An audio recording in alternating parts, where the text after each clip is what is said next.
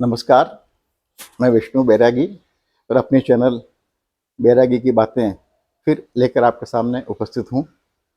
आज जबकि चुनाव जीतना ही एकमात्र लक्ष्य हो गया है, तब ऐसे वक्त पे इस काम के लिए हर हथकंडा अपनाना जायज़ हो गया है। घटिया से घटिया हो, बुरा से बुरा हो, क्रूर भी हो और हिंसक भी हो।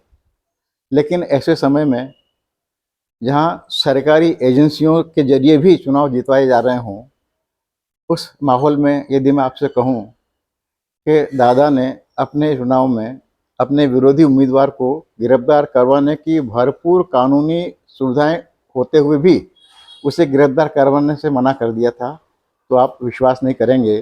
दादा गांधी की उन बातों को याद करते थे और उनमें भरोसा करते थे कि साध्य ही नहीं, साधन भी पवित्र होने चाहिए। साध्य और साधन की शुचिता समान रूप से मायने रखती है, महत्व रखती है। लेकिन मुझे लगता है कि जैसे हम समाज बन गए हैं, वैसे ही हमें अपनी सारी व्यवस्थाएं मिल रही हैं। बात है सन 1980 के विधानसभा चुनाव की। मनासा विधानसभा क्षेत्र में 3 बड़े कस्बे आते हैं, मनासा, कुकरेश्वर और रामपुरा। रामपुरा में अल्पसंख्यक समुदाय के वोट बड़े मायने रखते हैं और कई बार वो वोट समूचे विधानसभा क्षेत्र के परिणाम को प्रभावित कर दिया करते हैं। तो उन वोटों पर सबकी बड़ी पैनी नज़र रहती है। 1980 के चुनाव में हुआ यूँ कि हम लोगों को पूरा भरोसा था कि हम कांग्रेस की ओर से जीत जाएंगे। दादा कांग्रेस उम्मीदवार थे और मैं मनासा में कांग्रेस चुनाव कार्यालय का प्रभारी था। तो रामपुरा में निर्मल पोखरना भाई वो चुनाव कार्यालय के प्रभारी थे। तो हम लोगों को साफ लग रहा था, बड़ा भरोसा था कि चुनाव हम ही जीतेंगे। लेकिन इस भरोसे को सुनिश्चित करने के लिए सारी पेशबंदियां तो करनी ही पड़ती हैं। आप जानते ही हैं, आप सो नहीं सकते, आपको 24 घंटे जागना पड़ता है, पलक झपकने से भी बचना पड़ता है। ऐसे वक्त पे वहाँ से रामपुरा से खबर आई कि वहाँ के एक बाबू खां नाम के सज्जन ने निर्दलीय उम्मीदवार के रूप में अपना पर्चा भर दिया है। सब परेशान हुए, ऐसा लगा कि इससे हमें नुकसान हो सकता है।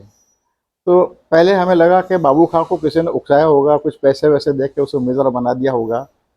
तो उससे सब तरह से संपर्क करने की कोशिश की, उससे बात भी की, टटोला उसको। तो मालूम पड़ा कि वो आदमी बिल्कुल अपने मौज में आके केवल चुनाव लड़ने का मजा लेने के लिए उम्मीदवार बन बैठा था और उसे इससे कोई लेना देना नहीं था कि वो चुनाव जीते हारे, जमानत जब्त हो।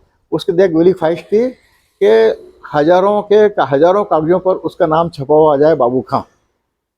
इसलिए उसको फिर उसकी तरफ देखना बंद तो किया, लेकिन अब उसे जैसे कहिए कि उसकी अनदेखी करना या उपेक्षा कर पाना बड़ा मुश्किल था, हम लोगों को गले नहीं उतर रहा था।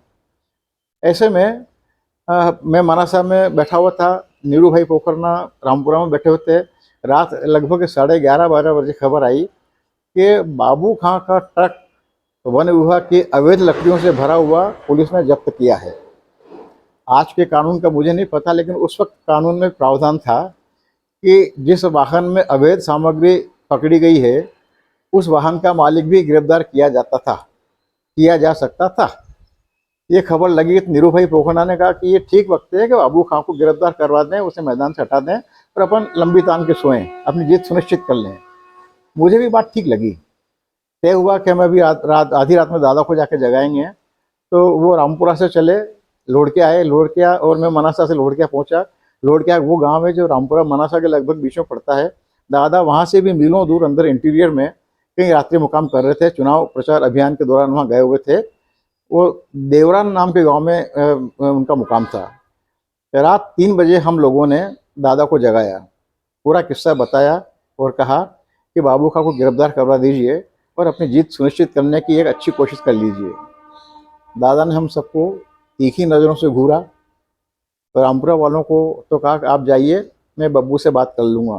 बब्बू यानी कि मैं, मेरा घर का नाम बब्बू है। रामपुरा वाले मित्र लोग गए।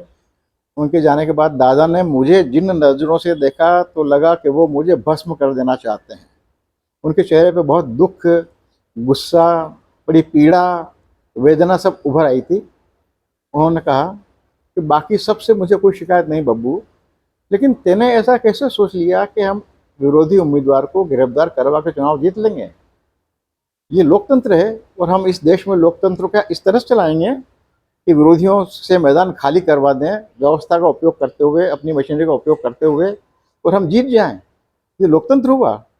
याद रखना, लोकतंत्र लोकलाज से चलता है, और लोकलाज की यदि तुमने परवाह नहीं की तो तुम नष्ट हो जाओगे, ध्वस्त हो जाओगे। तो फिर कहा, मुझे तुझसे ऐसी उम्मीद नहीं थी बब्बू, तो मुझे लगा कि मेरे संस्कार देने में कोई कमी रह गई है, जो तैने इस तरह से सोच लिया।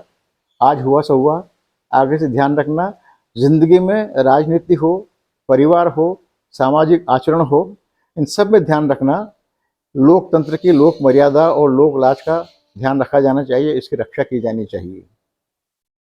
और चुनाव हुए, और उन चुनाव में हम लगभग 5,500 से अधिक वोटों से जीते, और रामपुरा के वोटों का भी उसमें अच्छा योगदान रहा, उल्लेखनीय योगदान रहा। लेकिन विरोधी को गिरफ्तार करने की कानूनी सुविधा उपलब्ध होते हुए भी दादा ने ये अपावन अपवित्र साधन अपनाने से आधी रात में इनकार कर दिया, जबकि उन्हें कोई रोकने टोकने वाला नहीं था। उम्मीद है आपको आज का यह संस्मरण पसंद आएगा, और मैं आगे भी आपके सामने ऐसे संस्मरण लेके आता रहूं, या आप चाहेंगे मेरी मदद कीजिए, मेरी चैनल को सब्सक्राइब कीजिए और मुझे ताकत दीजिए। धन्यवाद, नमस्कार।